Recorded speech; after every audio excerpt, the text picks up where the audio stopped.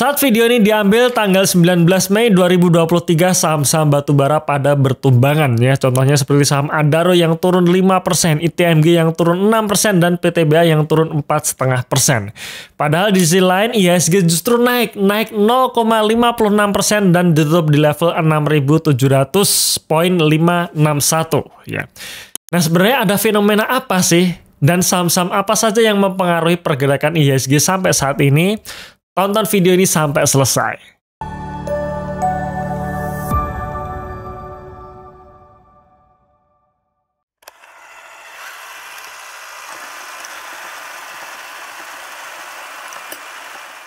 Oke, sebelum kita masuk ke pembahasannya, silahkan teman-teman subscribe dulu channel ini. Dan silahkan teman-teman download ebook kami, karena kami sudah menulis ebook yang berisi 5 analisa saham yang menurut kami masih kategori undervalue.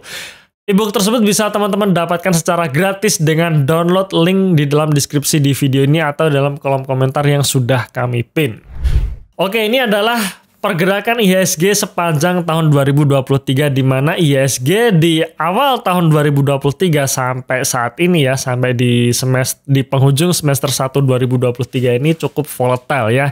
IHSG sempat naik di awal tahun sampai ke level 6.900 ya, atau hampir 7.000, tiba-tiba jatuh di bulan Maretnya, naik lagi di bulan April, dan bulan Mei ini jatuh. Dan kalau kita hitung secara year to date, IHSG masih minus 2,19%.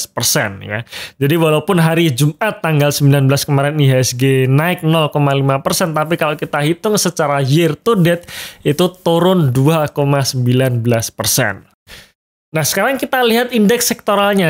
Kira-kira siapa sih atau sektor apa sih yang mempengaruhi penurunan IHSG sampai saat ini? Dan ternyata penyumbang penurunan IHSG terbesar adalah di 3 sektor ini, yaitu sektor energi yang turun 20,56%, sektor basic materials yang turun 14,87%, dan sektor teknologi yang turun 6% ya. Jadi ada 3 sektor yang mempengaruhi kinerja IHSG sampai saat ini, sampai video ini diambil masih minus 2,19%.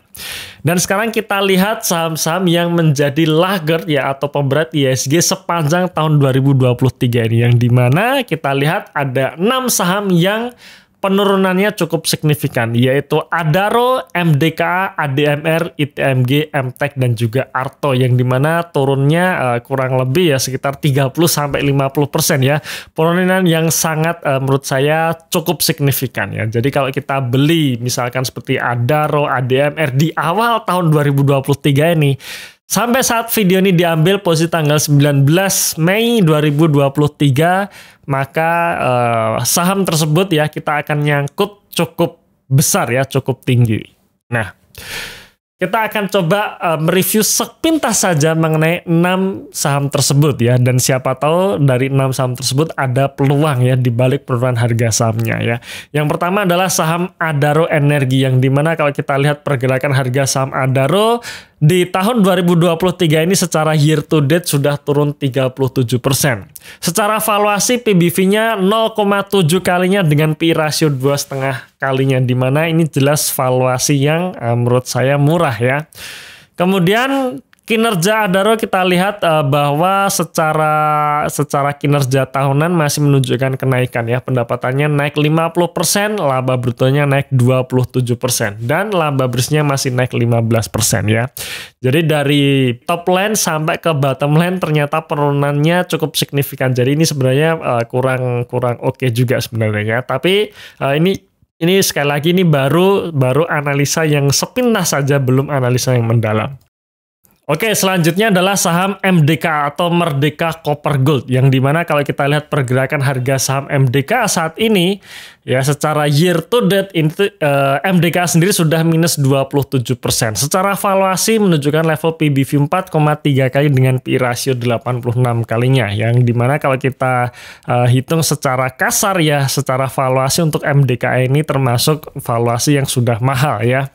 Kita lihat kinerja MDKA posisi di Desember 2022 karena kebetulan saat video ini diambil MDK masih belum merilis laporan kuartal 1 2023-nya. Yang dimana kalau kita lihat kinerja tahunannya ya pendapatannya naik 128% dan laba kotornya naik 38%. Laba bersihnya naik 61% yang dimana menurut saya ini masih kinerja yang bagus ya. Kemudian yang ketiga, saham ADMR atau Adaro Minerals ya, saham yang cukup hype di tahun 2022 kemarin ya, karena dari IPO tiba-tiba harga sahamnya naik 1000% ya, kenaikan yang sangat luar biasa ya. Nah, kita lihat pergerakan harga saham ADMR ini di mana secara year to date harga sahamnya sudah turun 51%.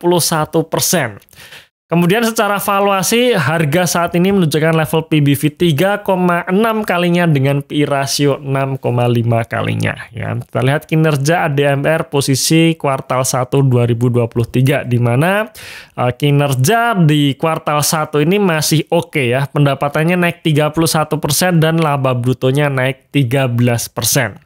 Kemudian laba bersihnya naik 2%. Ya.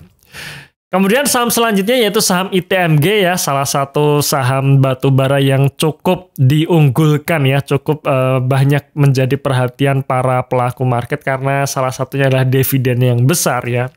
Dan kita lihat pergerakan harga saham ITMG ternyata juga mengalami penurunan ya.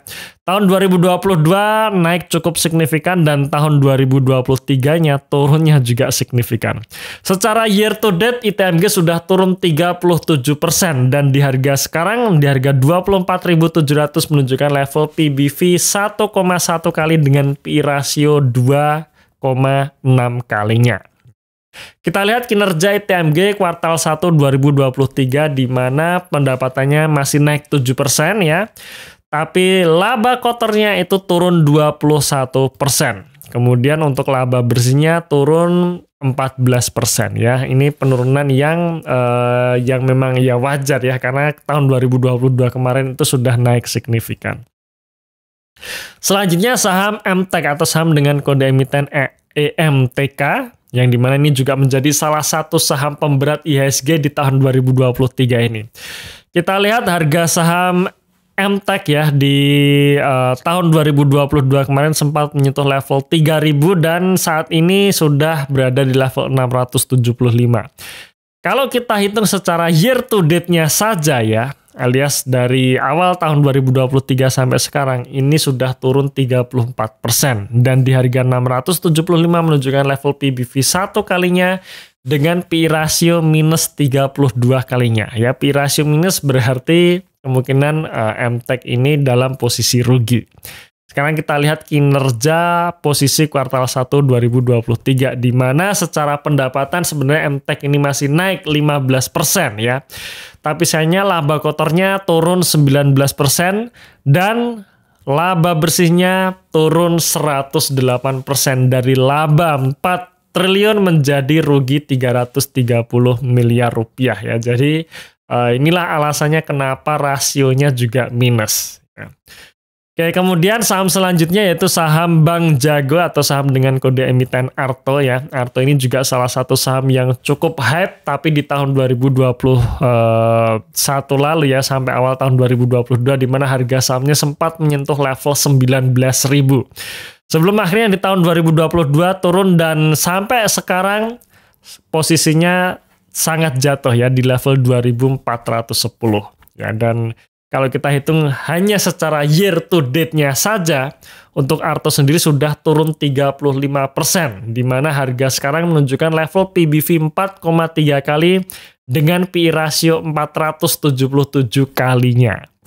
Sekarang kita lihat kinerja ARTO posisi Maret 2023, di mana secara pendapatan bunga dan syariah bersihnya naik 35%. Dan untuk laba bersihnya ini turun yang penurunannya juga tidak terlalu signifikan, hanya turun 7,5% saja.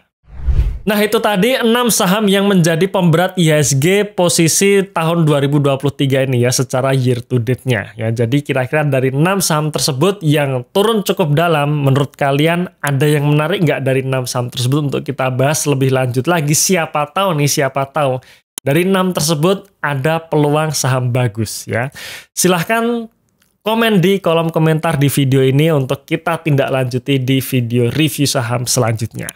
Terima kasih sudah menonton video ini sampai akhir dan tunggu video kami selanjutnya. Salam Passive Income.